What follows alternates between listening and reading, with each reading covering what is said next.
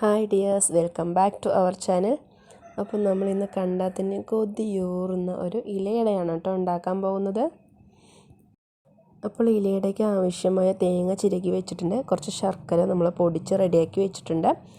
പിന്നെ ആവശ്യമായ മാവിനായിട്ട് നമ്മൾ അരിപ്പൊടി എടുത്ത് ഒരു നുള്ളു ഉപ്പിട്ടിട്ട് കുഴച്ച് റെഡിയാക്കി വെച്ചിട്ടുണ്ട് കേട്ടോ. അപ്പോൾ ഞാൻ അരിപ്പൊടി കുഴയ്ക്കാനായിട്ട് ചൂടുവെള്ളമാണ് ഉപയോഗിച്ചിട്ടുണ്ടായിരുന്നത്.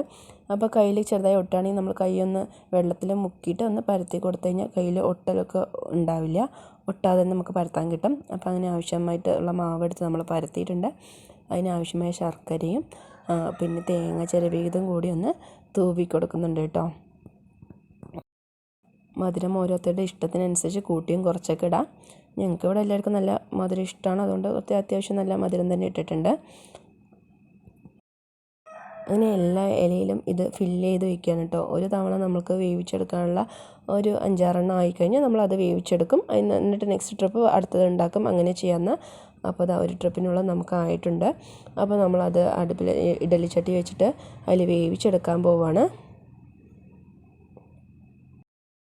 നമ്മൾ റെഡിയാക്കിയ എല്ലാ ഇലയുടെയും അതിൽ തന്നെ വെച്ചിട്ടുണ്ട് കേട്ടോ. എന്നിട്ട് നമ്മളത് മൂടി വെച്ച് വേവിച്ചെടുക്കാൻ പോവുകയാണ്. അപ്പോൾ അത് നന്നായിട്ടൊന്ന് വെന്ത് കിട്ടിയിട്ടുണ്ട്. നമ്മൾ ചൂടുവെള്ളം ഉപയോഗിച്ചിരിക്കും കുഴച്ചെടുക്കാനായിട്ട്, അതുകൊണ്ട് പെട്ടെന്ന് തന്നെ വെന്ത് കിട്ടും കേട്ടോ. അപ്പോൾ അങ്ങനെ നമ്മുടെ ഇലയട അവിടെ റെഡി ആയിട്ടുണ്ട്. Super tasty ilayada. ഇനി അത് കഴിച്ച് തീർക്കാനുള്ള തിരക്കാണ്. അപ്പോൾ അത്രയേ ഉള്ളൂ. Bye bye.